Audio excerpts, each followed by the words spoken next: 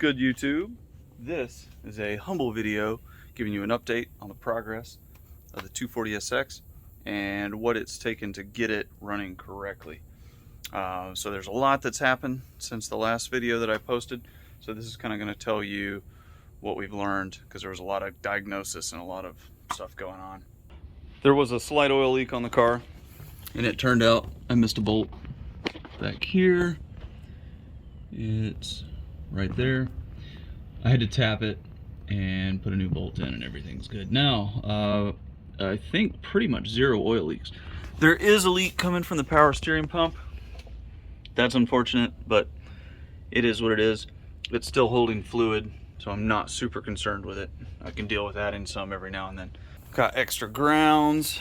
All the wiring has been, well, obviously the wire harness is tucked, but the wiring harness has really been through extra grounds thrown in places just to be safe. In one of the last videos, installed the RS Enthalpy tune on this, version 63 Nissan ECU. And getting that to run correctly took some work. Some of that was due to the s-afc and getting that to talk correctly. And I figured out the in and out settings and what you have to do to make it happy. Because I didn't want to not have it. I wanted to be able to use my safc because I can kind of make micro adjustments to the fuel curve. So as far as sensor type goes, it's a hot wire and it's 2 in and 2 out. Before, I believe it was 2 in, 6 out. So that was the number 2 was for the S14 mass airflow sensor, and the out was for the SR20's ECU. Pretty sure. So he made this ECU talk correctly to a S14. So after trying a few settings, I found that 2 in and 2 out, just basically passing through the information from the S14 into the ECU, is what made everything happy. Now I've been able to go in and do in settings, change, in order to get this to run correctly, and I'm not sure why. Jeez, what is that? Not sure why, but I actually have to, on the low throttle, and I'll show you our throttle points. So less than 15% throttle, it's on the low map. Higher than 65%, it's on the high map. Anywhere in between, it just kind of calculates, makes it smooth between the two. So at the low fuel map, or low throttle map, I start out about 40% increased, 40% increase, whatever the hell that means, at 1,000 RPMs. And then I start dropping it off. 1,600 RPMs is 20%. And, so basically this would be like cruising. So I've set this up, you're cruising at 2,200, 2,500, 2,800 RPMs. It's giving me a little bit extra fuel, but I finally put on the AEM Air fuel ratio gauge. Now, listen to me right now. If you do not have an air fuel, if you don't have something that monitors your air fuel ratio, get that now. I should have gotten this 10 years ago. That should be the first thing you put on the car before you start messing with anything. You put a bigger exhaust on there, you put a bigger intake or whatever. Like, everything starts changing. You need to monitor your air fuel ratio. If there's anything you pick up from this video, go spend the $200 and buy an air fuel ratio gauge, because it's absolutely crucial. So I don't know why this is reading like this. The car's not even on. But a boosted car needs to be at most under full throttle about a 12.5 or 12.5 air fuel ratio. So 12.5 parts of air to 1 part of fuel, and that's keeping it safe. Lower 12s is probably better. Some people tune up to the high 12s to really eke everything out of the car. I want to keep it safe, so I'm less than 12.5. So dialing in, and of course that's full throttle. So dialing in on the low, if you're just idling or you're just cruising, you can be somewhere around Stoich. What's that, 14.7? Stoich is fine. And it can even be a little leaner, into the 15s. But it really, shouldn't be much leaner than that. So I have this tuned for cruising with these settings, and I'll walk through it again in case anybody's playing along here. And again, this ECU has been tuned, so this is specific to me, but this might give you a little start. So 40%, 20%, obviously RPMs here, and the percentage of correction here. 2,800 RPMs, 3,400 RPMs, 4,000 RPMs. Now I'm at 0. So all that's the low map. Now, I gotta switch hands. So let's go and look at the top. So this is high throttle, anything 65% throttle and above. I have adjusted this slightly. Actually, that could probably be zeroed out. So basically, see how it's basically 0, and I was probably monkeying with stuff. So it's basically 0 until I started hitting 4,600 RPMs, didn't really change much. And then once I hit 5,200 RPMs, that's when it really starts to increase the amount of fuel that I needed to keep things going. So 5,200 RPMs, I really start dumping on the fuel because I want to be sure that the air-fuel ratios stay, and they're a happy place. Can't lean out too far because that's what killed the motor the last time. So I really start dumping fuel here, and I can go pretty much all the way up to red line, and it stays at 12.5 air-to-fuel ratio or below, and that's what you want.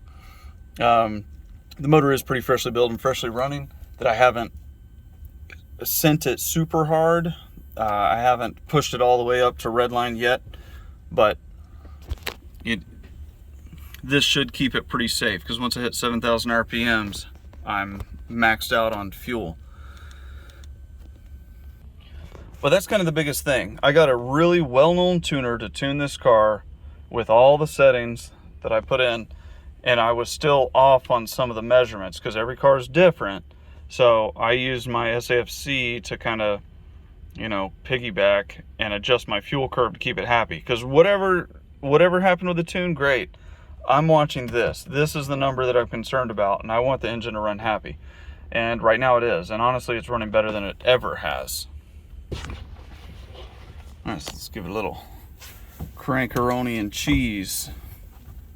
Stop rolling. Stop. Stop. Oh, geez, it's still rolling. All right, there it goes. All right, fuel pump, power's on.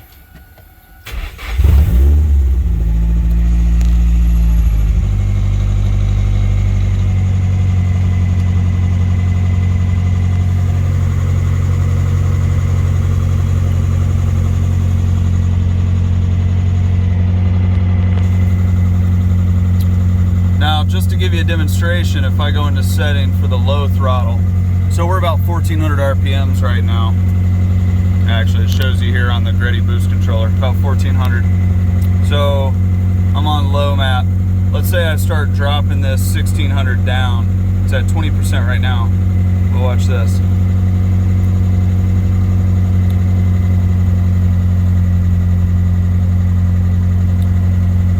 And everything's fine because it's warming up. But once it gets warmed up, it's not correct anymore. So I keep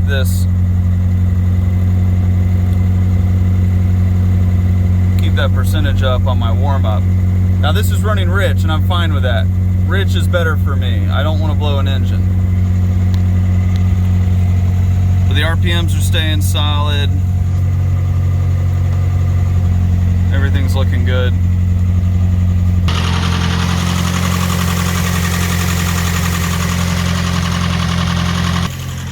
So like I said, the car's running great. So great, in fact, it's kind of weirding me out. And, again, like I say, as long as you're keeping track of that air-fuel ratio, it's going to keep your motor happy. And that's probably my biggest lesson from this whole ordeal. And it's running so good, it's time to start making it pretty. I said I was not going to make it pretty. One of my first CRXs I built, and I made it pretty first before fast. And that's cool and all, but I was like, this thing will not be pretty until it's fast and running well. Well, now it is. I really have no complaints with how it's running. Super happy with it. So, yeah, time to make it pretty. So that'll be some of the next steps. Straightening out some of the body work. It is super clean, but the hard stuff's done for now. Did have an issue where I wasn't going into gear, like couldn't really go into first, and there was a whole bunch of crap happening with that. Like you almost couldn't get it into first, and then if you did, it didn't really want to shift out and all this. Turns out it was the flywheel. Pulled the transmission out, found the flywheel was loose. So I don't know what happened there. I thought we torqued everything down to spec. Not sure if we used Loctite, but put everything back together, Loctite, everything to correct torque specs. Now, when the transmission was out, I thought for sure it was dead. Austin and I pulled it apart. I had S14 internals from an old buddy of mine laying around. And actually, we swapped the S13's internals with the S14 because it has it's something like a double synchronized third and a synchronized reverse and a longer fifth gear, like all positive things. So we're like, all right, let's swap it out. Well, the nut on the main shaft coming in was loose on both. So I like tightened it down and re-dimpled it and was like, well, let's hope for the best. It's either that or $2,000 for a rebuild. But popped it back in and it's great. Everything's like perfect. So the transmission really wasn't the issue. It was the flywheel bolts coming loose and it was rattling around. And for whatever reason, making it not being able to go in gears and stuff. But, you know, that was kind of a big learning curve, big lesson there, and now it's better than it was before. So other than that, ECU was giving me problems. Something about if you see this power wire here, that was the old power pickup for the ECU. And something about it was wrong. It was only sending about 10.5 volts, even though I was getting 12 something out of the battery and, you know, about 14 out of the alternator. The ECU was only seeing about 10.5 volts. So I found another positive, a switch positive lead to go to the ECU. And now, not only is it running better, but it's sending the correct power to everything that talks to the ECU. And that was huge. Making sure everything, it just had everything running better than ever. I did install ground and positive bus connections over there where I can connect things to, all marine grade stuff.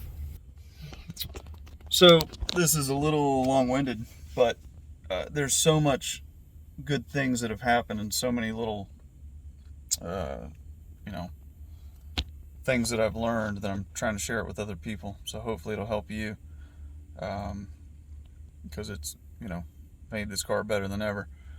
And, you know, chasing down the problems are always tough, but, you know, when the car's running good and then you start fine-tuning and making it better than ever, you know, it's pretty gratifying. It's pretty awesome. So, yeah, hopefully that helps somebody. And any questions, hit me up, because I know a ton about these cars now, so if I can help somebody else, I'm all about that. So, till next time.